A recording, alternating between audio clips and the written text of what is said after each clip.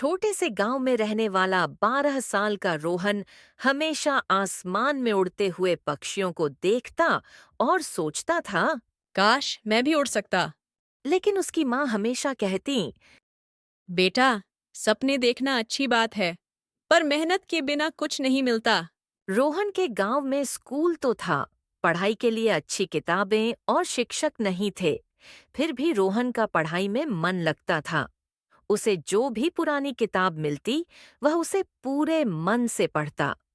उसके पिता किसान थे, जो मुश्किल से घर चला पाते थे, लेकिन वे हमेशा रोहन को पढ़ने के लिए प्रेरित करते। एक दिन गांव में विज्ञान मेला लगा। वहां एक वैज्ञानिक आए, जिन्होंने हवाई जहाज और अंतरिक्ष यात्रियों के बारे में बताया। उन्होंने कहा। अगर मेहनत की जाए तो कोई भी ऊंचाइयों को छू सकता है। रोहन की आंखों में चमक आ गई। उसने मन ही मन फैसला किया। मैं पायलट बनूंगा। लेकिन राह आसान नहीं थी। गांव के लोग हंसते हुए कहते। गांव का लड़का पायलट? यह असंभव है। लेकिन रोहन ने उनकी बातों को नजरअंदाज किया और अपने सपने की ओर बढ़ने लगा। रोहन सुबह खेतों में अपने पिता की मदद करता और रात को लालटेन की रोशनी में पढ़ाई करता।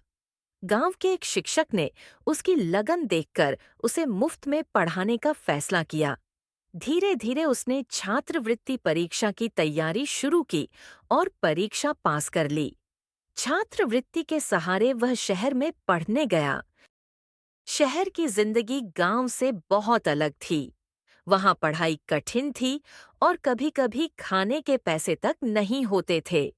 लेकिन रोहन ने कभी भी अपनी मुश्किलों को अपने सपनों के आड़े नहीं आने दिया। वह दिन रात मेहनत करता रहा। कई सालों की मेहनत के बाद आखिरकार वह दिन आया जब रोहन पायलट की वर्दी में अपने गांव लौटा। पूरा गांव गर्व से झूम उठा।